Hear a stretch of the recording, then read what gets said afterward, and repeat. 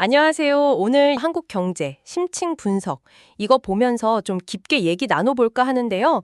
만약에 트럼프 전 대통령이 진짜 돌아온다 그러면 2025년에 한국 경제가 어떨지 그 핵심만 좀 빠르게 짚어보죠. 네, 이 보고서 보면 역시 그 미국 우선주의 이게 다시 고개를 들면서 보호무역주의가 확 강화될 수 있다. 이게 핵심인 것 같아요. 특히 이제 관세 정책 이게 우리나라 주요 수출 산업에는 상당히 좀 압박이 될 거다. 이렇게 예측하고 있죠. 아, 관세 얘기가 역시 제일 먼저 나오는군요. 보고서에 보니까 트럼프 행정부 2기 통상 정책의 키워드가 상호주의다. 이걸로 무역 적자를 줄이겠다 뭐 이런 분석이 있더라고요. 근데 이걸 실행하려고 국제비상경제권한법 그 IH 2파라고 하죠. 이걸 쓸 수도 있다고요. 상당히 센 카드 같은데? 맞습니다. 그 IHP라는 게 대통령한테 경제 비상사태다 싶으면 굉장히 넓은 권한을 주는 법이거든요. 이걸 써서 2025년 4월부터는 진짜 거의 모든 수입품의 10% 보편 기본 관세를 매길 수 있다. 뭐 이런 얘기가 나오는 거고요. 10%요? 모든 품목에? 와. 네. 근데 여기서 끝나는 게 아니라 우리나라처럼 미국 상대로 무역 흑자 많이 내는 나라 있잖아요. 이런 데는 추가로 뭐 최대 26%까지 상호 관세를 또 붙일 수 있다. 이런 계산까지 나와요. 와, 10%에다가 또 26%까지? 네, 기존 관세에 그냥 더해지는 거죠. 말 그대로 관세가 그냥 겹겹이 쌓이는 구조가 될 수 있는 거예요. 아, 진짜 엄청난데요. 근데 또 특정 산업에는 다른 관세가 또 붙을 수 있다면서요? 뭐 자동차나 철강 이런 쪽이요? 그렇죠. 그 무역 확장법 232조라고 국가 안보를 이유로 수입을 제한할 수 있는 조항이 있어요.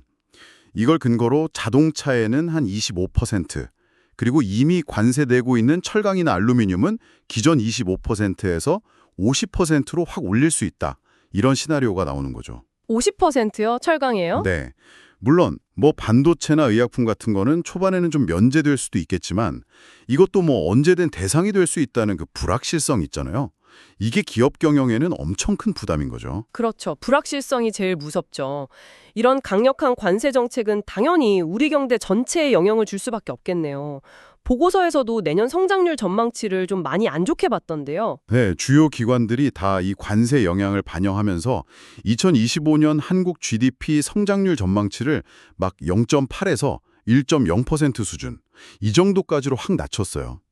이미 올해 1분기 GDP가 마이너스였잖아요.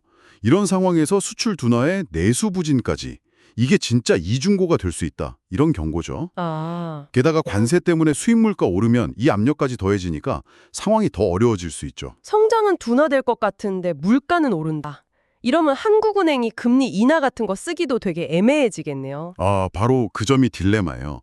경기 살리려면 통화 완화가 좀 필요할 수도 있는데 관세 때문에 인플레 우려 생기고 또 환율도 불안해질 수 있고 하니까 정책을 쓸 수 있는 그 폭이 상당히 좀 제한될 수 있다, 이런 분석이 나옵니다. 아, 그러니까 금리를 내리고 싶어도 물가나 환율 때문에 쉽지 않을 거다. 이런 말씀이시군요. 네, 맞습니다. 그럼 이제 산업별로 좀 들어가 보면요. 역시 자동차 산업 타격이 제일 클까요? 그렇죠. 25% 관세면 뭐 가격 경쟁력에는 거의 치명타라고 봐야죠. 근데 여기서 좀 흥미로운 게 현대 기아차 미국 현지 공장 있잖아요. 거기도 안심할 수 없다는 거예요. 아, 현지 공장도요? 왜요? 왜냐면 아직도 한국 같은 데서 수입해가는 부품 의존도가 꽤 높거든요. 그러니까 공급망 전체가 막 흔들릴 수 있다는 거죠. 그리고 IRA, 그 인플레이션 감축법 믿고 투자 유치해놓고 이제 와서 관세 장벽 높이면 기업 입장에선 이것도 정책적 모순이고 좀 혼란스러울 수밖에 없죠. 그러네요. 투자했는데 오히려 관세 맞으면 황당하겠네요. 철강 쪽도 아까 50% 관세 인상 가능성 얘기하셨는데 거기에다가 TRQ 물량까지 재검토될 수 있다고요? 네, 그 저율 관세 할당이라고 해서 일정 물량까지는 낮은 관세나 무관세로 들여오는 거잖아요. 이게 당장은 유지되더라도 언제 바뀔지 모른다, 이런 불안감이 문제인 거죠. 아, 이것마저도 불확실하다. 반도체는 일단 좀 괜찮을 수 있다고 하셨지만 그래도 안심할 순 없는 거죠. 네, 과거에 트럼프 대통령이 반도체에도 25% 관세 매기겠다고 막 위협한 적이 있어서요. 마냥 안심하기는 좀 어렵죠.